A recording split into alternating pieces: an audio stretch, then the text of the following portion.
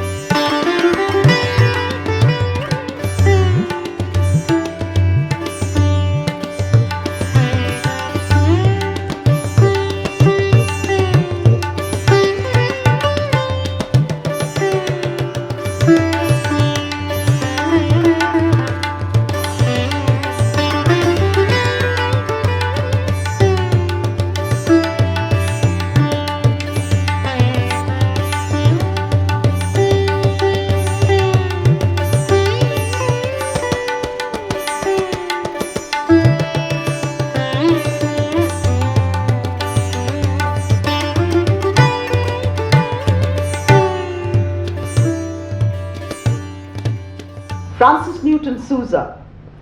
Francis Newton Sousa happens to be one of the greatest artists India ever produced. And Francis Newton Sousa's works go back in time. His most important time of creation was 50s and 60s. In the 50s and 60s, we look at works that actually speak about his experience, his surroundings, the places that he went to.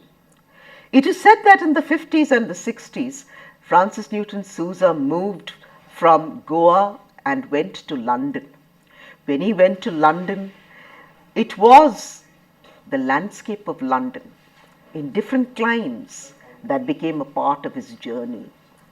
And so when you look at Francis Newton Sousa, you don't just look at the landscapes, you also look at the series of thematic renditions that he created.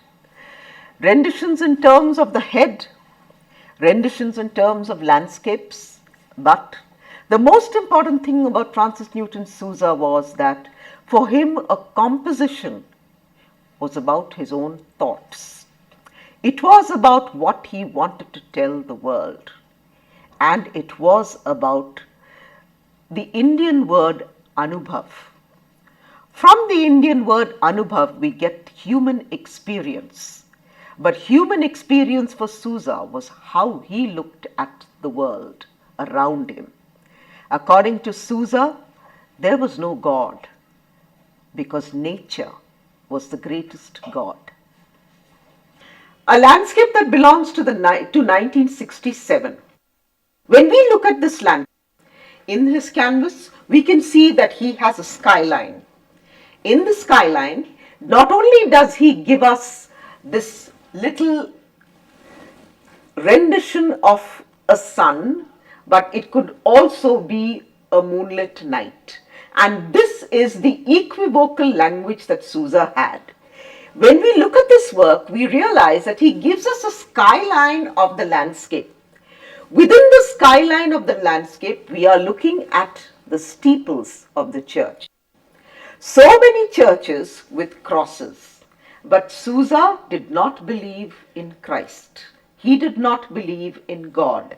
Then, how did crosses and churches and steeples come into his work? They came into his work because when he was a little boy, it was his grandmother who would drag him to church for Mass. And when he would go for Mass, he wouldn't be listening to what was happening. For him, it was about looking at the decorations in the church, the statues, the different, and listening to the hymns and looking at the Eucharistic table. So when we think of observation, we are thinking of childhood memories. Memories that gathered and accumulated and became associations for Sousa, and that this landscape. Let us look at it in terms of the architectural vignettes that he gives us. He is so clear and so tidy in the manner in which he divides the architectonics of the canvas. He divides it vertically and works on each little fragment.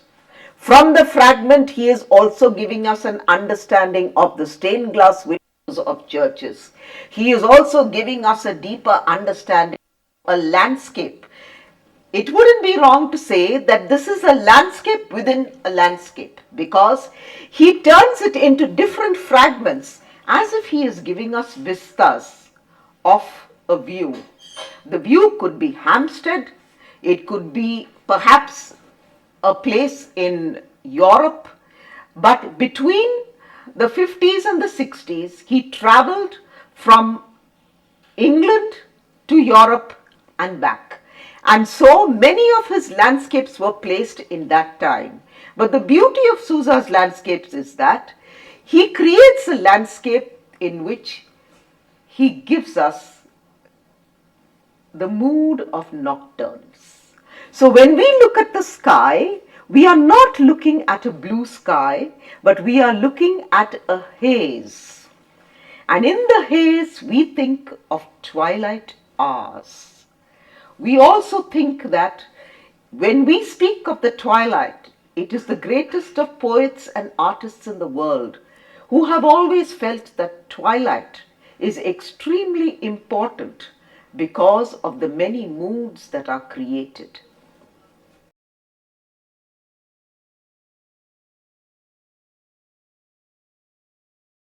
Francis Newton Sousa's heads. Francis Newton Sousa created heads that belonged to the people he knew, heads that belonged to people he hated, and heads to people whom he loved. But when we look at his heads, none of his heads are actually just portraits. They are actually portraits that have been created in the mood and dimension of the emotions that he was looking at. So if we are looking at emotive echoes, we are looking at emotive echoes of a man who can be extremely devilish. And within the portrait of the man who is devilish, we see that there is the chalice. The chalice that is used in the Eucharistic elements for Mass. So when you see the man who is devilish, we are thinking of a Catholic priest. According to Sousa, the priests actually were not individuals who were godly. They were individuals who exploited the communities that they served. And this is something that we discussed about when he would meet me on his visits to Delhi. And I would tell him that you do not brandish everybody with the same brush. And I would tell him there are many priests in the world who have actually served humanity. There are many priests in the world who have actually been gentle and loving and compassionate, like Jesus of the Gentiles. But he used to tell me that he would find them only waiting to gather money. And I used to tell him that when you think of a priest, you must not have preconceived notions.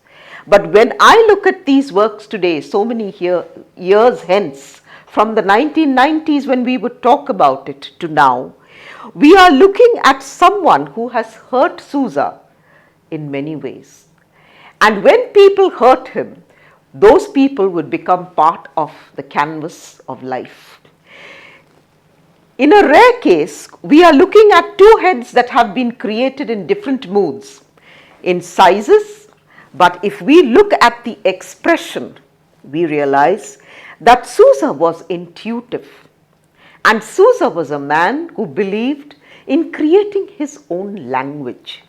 In that language, we look at this historic set of four portraits. It's like a winsome quartet. When we look at it in terms of the many images that he portrays, we are looking at two women and we are looking at two men. While the two men certainly speak to us about the suited man, but we are also looking at a suited man who has a look of someone who is not quite kind, not quite gentle, and not quite humanist, but it seems as if he wanted to portray emotions that were very strong, emotions that were very deep, perhaps in many ways of the negativity that he wanted to show of what he felt. But when we look at the portrait of the woman with the heavy bosom, this is so Goan. Not only in terms of the expression, but in terms of the many features of her face, the way she wears her hair, as well as the tight bodice. Sousa knew everything about the composition of a woman's features. And when he created his portraits, we can see that he was so precise and so perfect in the manner in which he portrayed just the bust head. So we are looking at four bust heads that have been created in certain moods. Moods that tell us that he was capturing people who were perhaps quite close to him. Maybe family, maybe friends, maybe lovers, but then that is the man Sousa was.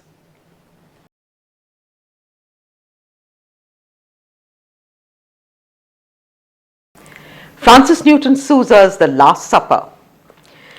The moment you think of The Last Supper, you remember the great Leonardo da Vinci. Leonardo da Vinci, who created The Last Supper from the years 1495 to 1498. Leonardo da Vinci, who was the greatest draftsman of the world. But Leonardo da Vinci, who is also known for his most famous quotations. And one of the most famous quotations of Leonardo da Vinci is, "Simplicity is the ultimate sophistication." When you look at Francis Newton Sousa's Last Supper, you are looking at Jesus Christ.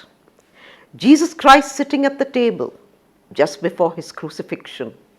Jesus Christ telling his disciples that one of them is going to betray him. And when he says that one of you is going to betray me, the reaction of the disciples to Jesus Christ's statement is what is captured in the Last Supper. But when Sousa created the Last Supper, he created disciples and he created a Jesus who had the expression of deep angst, but he creates a Jesus with a very strong character.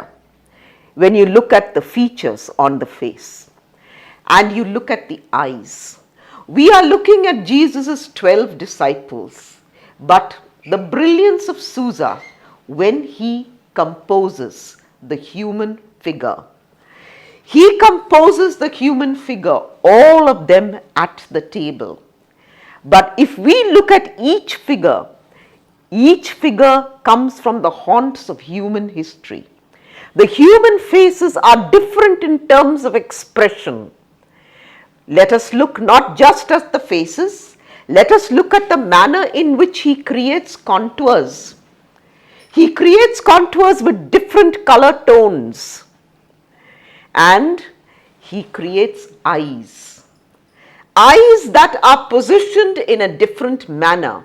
He does not only take the frontal portion for the eyes, he also takes the side view. He also takes a face that actually seems as if it is bent at complete right angles to the body. And you look at the many expressions on the faces of the disciples. We also look at the many elements on the table. The elements of the table tell us that Sousa had such a deep understanding of the Bible. Of course, he had a deep understanding of the Bible because it was when he was a little boy that his grandmother would take him to church for attending communion and mass every day. And Sousa's love for Catholicism was not for the people whom he saw, not for the priests, but it was for the rituals, the little elements, the details that became part of his evolution. If we look at this work, we are looking at the elements that were there for the Last Supper. But we also remember Sousa's love for not just the ritual, but Sousa's love for creating a narrative. In that narrative, we remember that you cannot think of the narrative without thinking of the Mass in a Catholic church. And this is exactly what Sousa wanted to give us. And you remember those beautiful Catholic hymns that are sung during Mass, which speak of the Lamb. Lamb of God, O Jesus Christ, you take away our sins. Lamb of God, O Jesus Christ, you take away our sins. Have mercy on us. Have mercy on us. The very fact that Francis Newton Sousa would come to Delhi and attend a concert of the Delhi Christian Chorus, where I used to sing as soloist, and he would come and sit for the concert, which would last 1 hour and 15 minutes, shows that he had a love for music that was composed for the Eucharist. And this Last Supper is one of the most magnificent works of the Last Supper that he created, amongst the few paintings of the Last Supper as subject.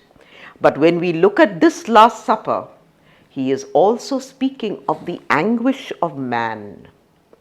And he is also recreating a Jesus not just in the centrality, but a Jesus as an iconic figure. An example of situational irony for an artist who said, "I do not believe in God, but I believe in nature."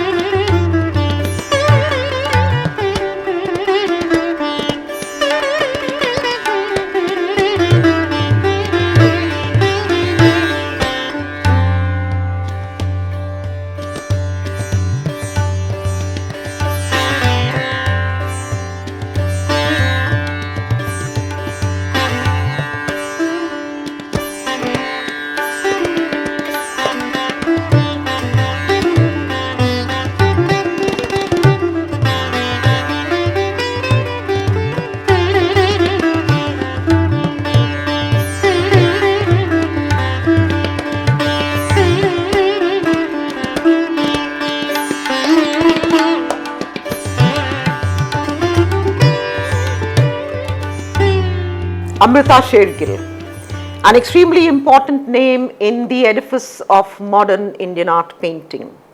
Amrita Sher-Gill, who came from abroad, Amrita Sher-Gill, who knew and understood the works of the early European masters, and who translated the techniques of what she saw in Europe in order to create works. Here are two brilliant works that speak to us about her love for the human figure and using the woman as subject. Sher-Gill created works in her own mode of lingua franca. And when we look at her works, we realize that the manner in which she treated the frame of the canvas, both in terms of the treatment of color as well as the surreal lacing, it tells us that she knew that the subject of the human figure had to be created with a certain degree of sensitivity of one woman to another. We look at a small work which is of a little girl sitting and reading. The small work, it has echoes, not just of education, it has echoes of early upbringing. There is a sense of nurturing when you look at the way she is engrossed in the leaves of the pages of the book. But when Sher-Gill creates her frock in shades of brown with the checkered design, it's something which is so Western in concept. But the bronze stone that she gives to the little girl creates an Indianesque aura. In that Indianesque aura, we look at this early work of the lady who gets up and puts her tresses together just as if she is up from a wakefulness. And in that moment of wakefulness, it is the maid that sits by the side. We are looking at a work that speaks to us not just about the conversations of silence.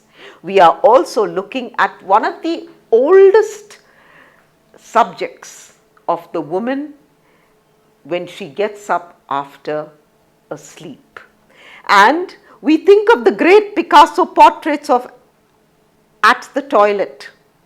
And we also think of all those great artists of the European threshold who created works with the dark background, who created works by giving us a little vignette of perhaps a window that went into the night shades, and also the utensil at the side. But Sher-Gill had such a fine idea of the drapes that must come along with the subject that she created. In this work, we are looking at a certain element of rusticity when you see the manner in which the maid sits with her legs crossed and lost in her own thought. Both of them are lost in their own thought, but it is only the central subject that looks at the artist or looks back at the viewer. In many ways, Sher-Gill was an artist of her own identity, and she created an evolution that is worthy of scrutiny in art history as well as in the beauty of understanding the European threshold of art and coming to India and creating an indigenous portrait of what she saw of rustic rhythms. So if this portrait looks at those rustic rhythms as well as gives us a scene of a modern princess, as it were, we look at the smaller early portrait that is typical of the Hungarian landscape. Sher-Gill was such a mistress of the frame.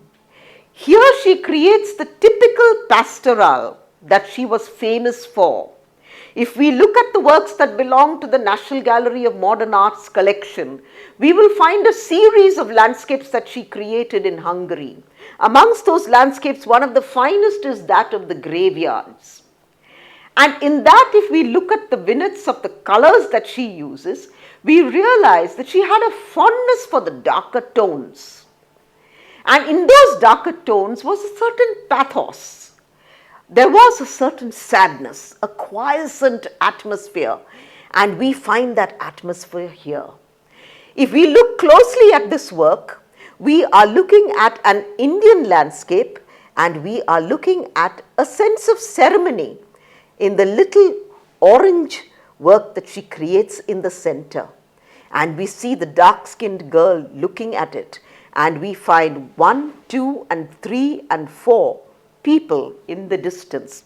But within the trees that she creates, she gives us a landscape that talks to us about one scene from the past, one scene that will define Amrita Sher-Gill's greatness, not just as an artist of merit, but as an artist of deep observation and an artist who knew that her journey was her own.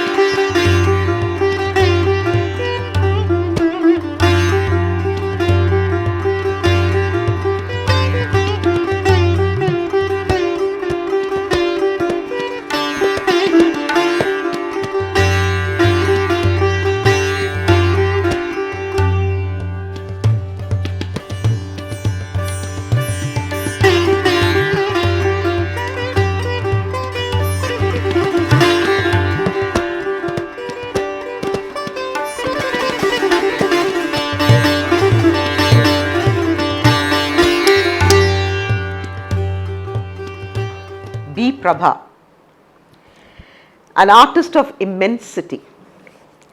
I use the word immensity because she was an artist who created works that spoke of the predicament of the human condition of women in India. But when you look at Prabha's works, you realize that Prabha was dealing with the simplest of women in the coastal lines of India.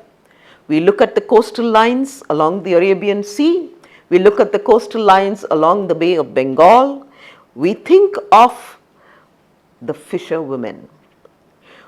So when you look at Prabha's subjects, you are looking at women that she creates with the simplest of attire.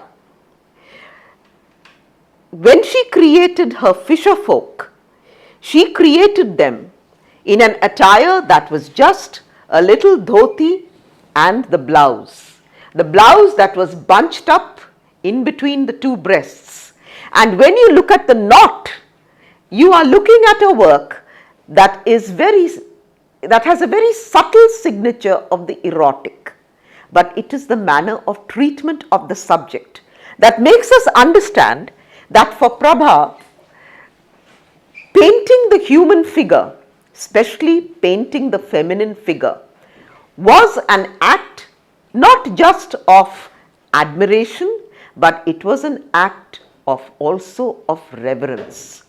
Why do I use the word reverence? Because Prabha is painting women who are simple, women who have to go through their daily chores, and women who lead lives of great struggle. But when she captures them in moods that are innocent, in moods that are naive. And when you look at their faces and you look at their body forms, you have great admiration, because she has created a quartet of young girls who are gorgeous in their simplicity. When Prabha created her forms, she created women who were either in the forests or they were on coastal lines. They were either selling fish, or they were either in conversation, or they were all in the solitude of their own being. The greatness of Prabha is the manner in which she creates the human figure, but she creates the human figure with a density and a depth which is rare. When you look at the bronze figures that she created, she tells us the beauty of human skin is what we are born with. The beauty of a woman lies in her form, and in more ways than one, Prabha, when you look at a work of Prabha and you look at the feminine portrait in Prabha's hands, you know that she is telling us that the most enduring figure in the world, the most enduring form in the world, is that of the feminine figure. If we look at this work closely, let us look at the way she has given us 4 young girls with their hair tied into little chignons, something which is so feminine. Let us look at the little ornaments that hang in their necks, and you know, perhaps they are young maidens who are married. When you look at the ornament, it speaks to us about the Mangal Sutra.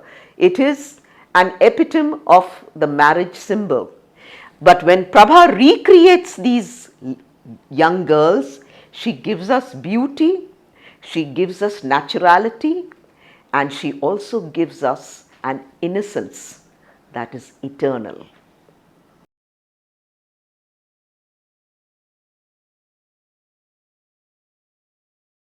Prabha used the woman as subject, and Prabha created women who were actually belonging to the simplest of levels in society. Women who worked, women who looked after their homes, and women who were actually part of buying and selling their wear. When you look at this work, you are looking at a work in which they have long torsos and they have long swan-like necks. You think of the great Amadeo Modigliani, and you think of the many women that he painted, especially his muse. But you also register the fact that there are many Maharashtrian women in India and many Goan women in Indian coastal lines who have the same features. And she recreates the same features, perhaps in more ways than one. It is the way she creates the profile that gives us perfection and also gives us an understanding of her own nuances of recreating the feminine form. The bronze body becomes the most important leitmotif of her signature, and the blouse as well as the attire, the manner in which it folds and the manner in which it drops for its pleats, as well as the simplicity of the moment, is what makes this work a masterpiece.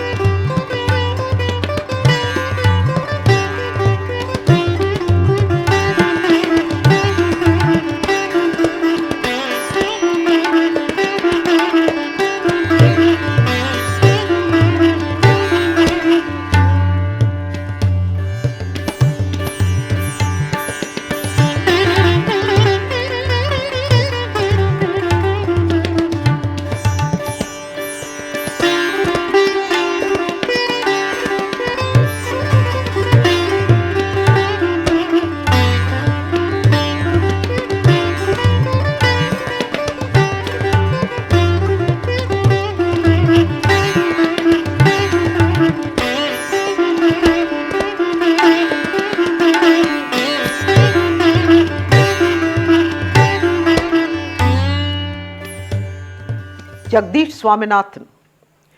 Jagdish Swaminathan was not just an artist. He was a writer, he was a philosopher, he was an activist, he was also an art critic. Jagdish Swaminathan's works are not just born of the human experience. These are works that are born of the mind of a philosopher who read deeply and who believed that when you create works of art, the works of art must stand long after it has been created. He also believed that you would take philosophies and use the philosophy to create a work that binds itself to give us what is called gravitas. Jagdish Swaminathan is famous for his love for nature. We are looking at a work that brings alive his series of the tree, the mountain, and the bird. Here is a canvas that has been split into three parts. A canvas that is at once poetic. When we think of poetry, we think of the great Octavio Paz. Octavio Paz, who was actually the Nobel Prize winner, Octavio Paz, who was a very close friend of Swaminathan. And because of that relationship, there was the magazine that he wrote for. But we are looking at critical assessments of the world, of human nature, as well as what happens when an artist has a very deep understanding of philosophy. Not only philosophy. When we look at this work, when we look at man and nature, we are reminded of India's oldest philosophy, the principles of Purush Prakriti. In the principles of Purush Prakriti, we come across the phrase Shiva Shakti. But we also know that in the interconnectedness of man and nature, there is what belongs to nature and there is what man must do. When we look at Swaminathan's works, we also realized that he had such a fine understanding of the nuances of twilight zones, the sunrise and the sunset. The sunset in India, the sunset in Devanagari is called Sandhya. It comes from the Sanskrit word. And when we speak of the Sandhya, we are looking at all kinds of reflections and refractions. Swaminathan was able to capture that. When we look at this work, he gives us two twilight zones of Sandhya, and on top he gives us the buttercup yellow of a new crisp dawn. The birds that he gives us are birds that actually belong to what is animate. Not only what is animate, but the beauty of birds in nature. There are many civilizations in the world that consider birds not just beautiful elements, but that consider birds to be sacred. When you look at Swaminathan's works and you look at the manner in which he treats the tree and the mountain, you know that he understood the sacredness that is associated with nature. Swaminathan later went and worked with the tribals in Madhya Pradesh, and it is he who was responsible for setting up Bharat Bhavan. Bharat Bhavan, known for the tribal museum. Bharat Bhavan, known for the many activities that were done in order to raise not just the standard, but to raise awareness of the beauty of tribals in the whole ecosphere of a system. And this work brings alive Swaminathan's ethos, because we are looking at a work that celebrates not just man and nature. We are looking at a work that has so many Darwinian echoes of the beauty of the earth.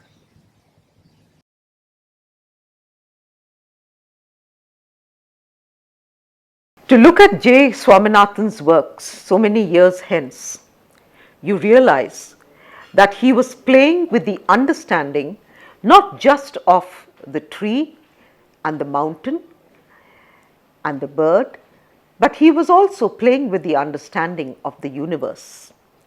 Looking at his works so many years hence, it is clear that his works illustrate the range of approaches from gestural to minimal, from chromatic to structural, from the expressionist exuberance of one age to the geometric precision of the other, in purity that characterizes modern abstract art in general.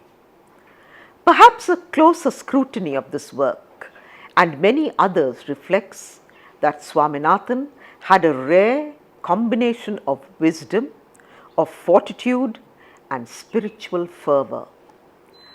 When we think of the fact that this is what was written in the Economic Times so many years ago, we are looking at a work that speaks to us not just about the beauty of the earth. We are looking at a work that speaks to us about Swaminathan's understanding of reflections. Reflections of the upper and the outer, but he creates a little universe in the little rock that is there, not just below the level that he seeks to explore, but also in the top half.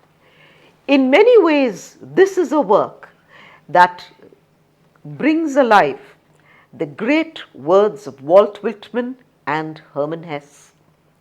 Hermann Hesse said, "Trees are sanctuaries."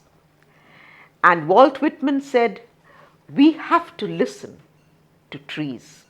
And only when we listen to trees do we understand the value and the nature of trees in the life of humans." This work by Swaminathan does not just extol the beauty and the eternal quality of a tree stump, but it tells us that it is a living being.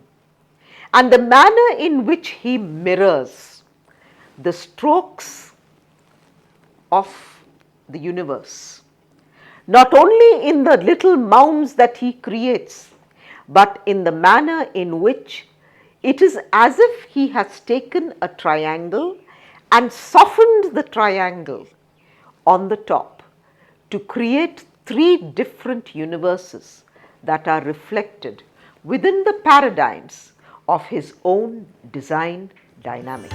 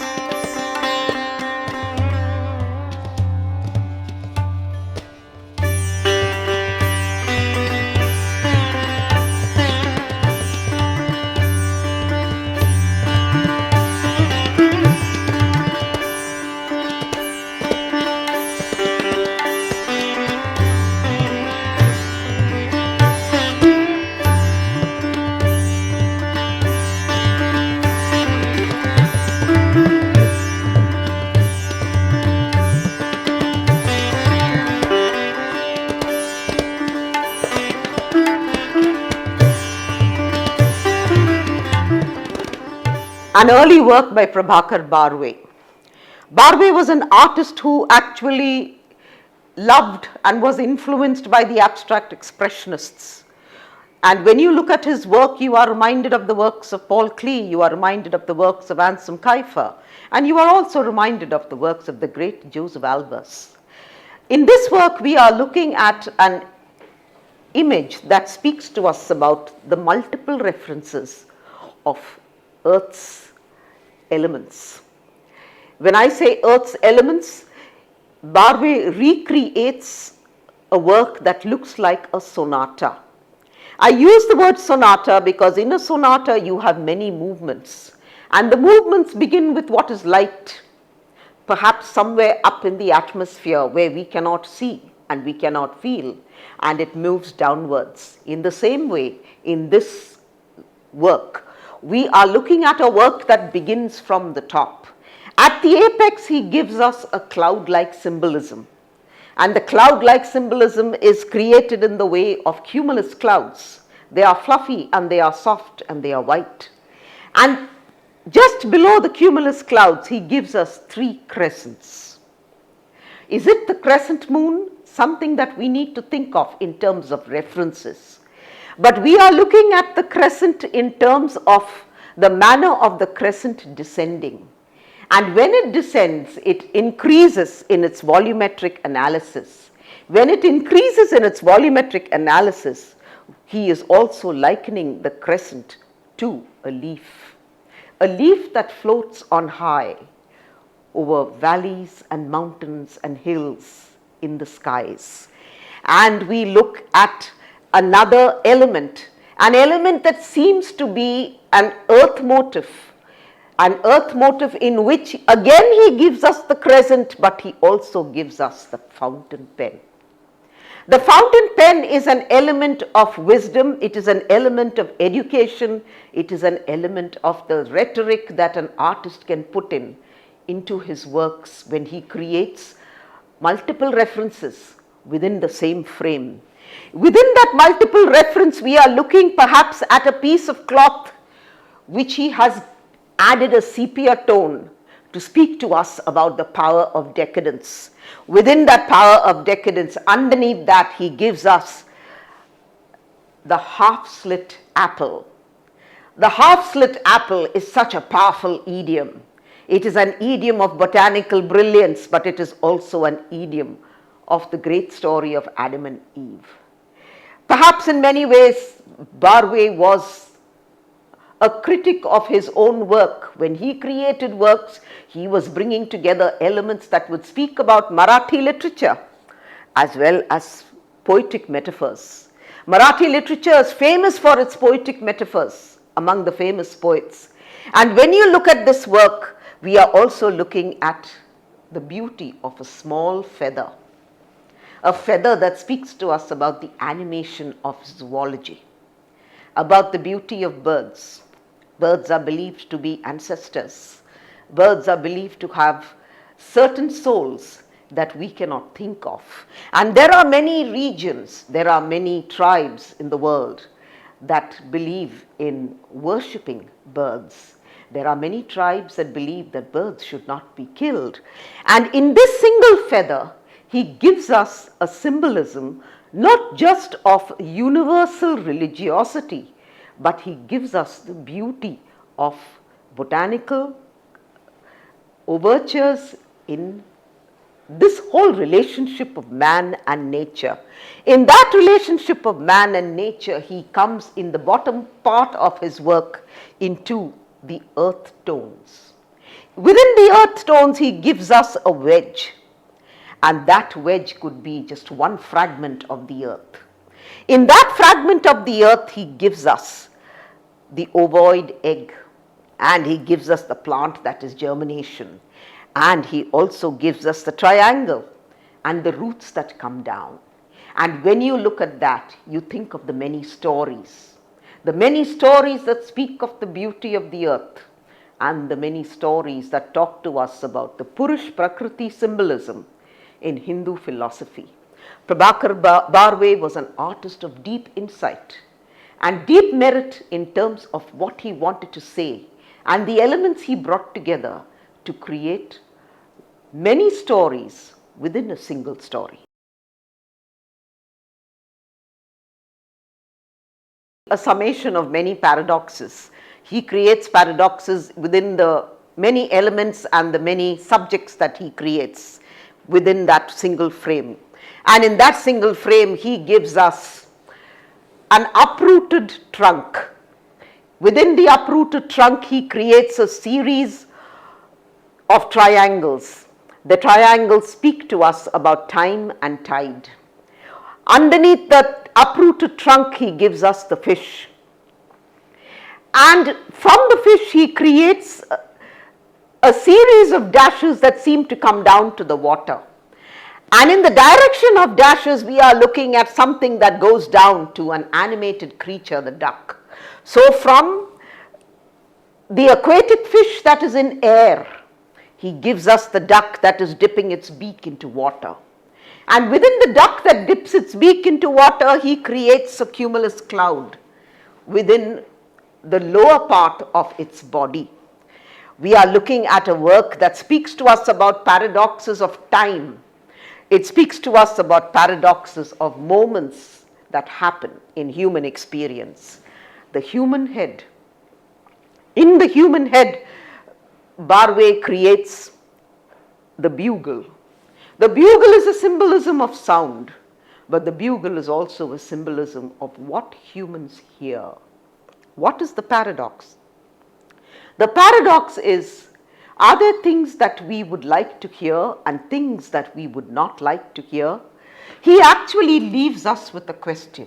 When he creates a human being without eyes, and it is as if the human is only listening to the sounds around him.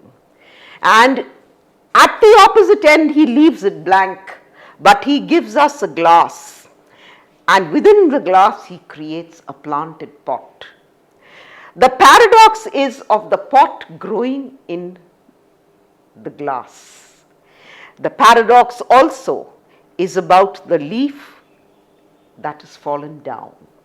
And you think of that great song of the brilliant singer Nat King Cole when he spoke of autumn leaves. We are looking at the leaf that falls. We are also looking at a symbol of mortality. And this image is about the subject of mortality. Mortality in terms of the botanics of the earth, mortality in terms of the zoophysical philosophies that have been given to us by the great Charles Darwin, mortality in terms of man. And everything lies in the balance that decides whether it would be tilted or whether it would be in the balance of what life offers us.